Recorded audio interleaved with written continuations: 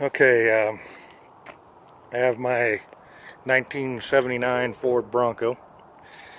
Originally belonged to my dad. He got it with 4,000 miles on it. It was a dealer car at the time, or dealer sample, or whatever you call them.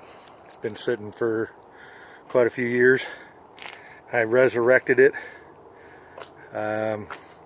Basically went over the top half of the motor. It only has 82,000 miles on it, but I went ahead and swapped 351 2V Cleveland heads on it and a Fitech fuel injection unit. Here's the FCC for it. It actually works really well. The only thing that I have an issue with is on the mechanical pump side. I keep getting vapor lock. I've changed the pump a couple of times, done the hoses and stuff back to the fuel sending unit, and still get vapor lock. Anyways, what the plan is, I'm going to basically turn this into the fuel system of a 1985 full-size Ford Bronco. And now they were fuel injected, and they used a low pressure pump in the tank which fed a fuel accumulator and then a high pressure pump on a rail in line. So what the thing with this pump here from an 85 is this will fit my 1979 tank for the inlet thing, and then the fuel sending unit for the gauge in an 85 is the same as my 79.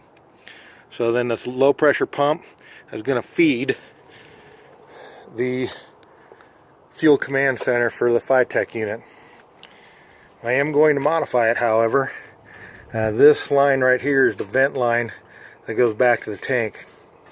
I'm going to take this part. This is where they have their float and needle and seat. The vent line is there in case the float sticks or something like that and you got raw fuel dumping out of it. That goes back to the tank. Well, I'm going to remove the float needle seat assembly and turn this into a return. I'm going to put a return line on it back to the fuel tank, so the system will be it'll have a feed and a return line. That way I think it's going to keep it cooler. The fuel will stay cooler returning back. And of course the FCC has a high pressure pump in it to feed the fuel injection, so it's going to basically function like an 85 full-size Bronco. Low pressure pump feeding a fuel, high pressure pump, it feeding the fuel injection, and then a return system back to the tank through the sending unit fuel pump. Now you'll notice that I have these quick disconnects on this thing, and there's 6AN that will hook to these connectors that'll be barbed into the line. So I am going to use the hard lines that are on the Bronco either for a return or a feed. I haven't decided yet. And then of course this will be a return or a feed on these hoses here. I was going to put another hard line in, but got lazy. No big deal. I think these will last for a bunch of years and I'm not that worried about it.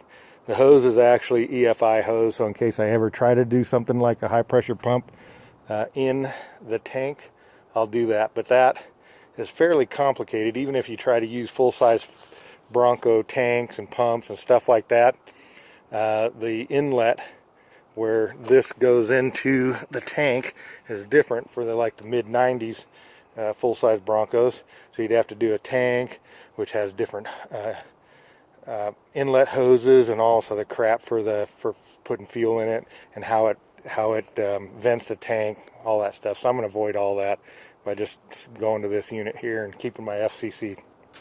Hope that all makes sense. I'll let you know how it turns out shortly.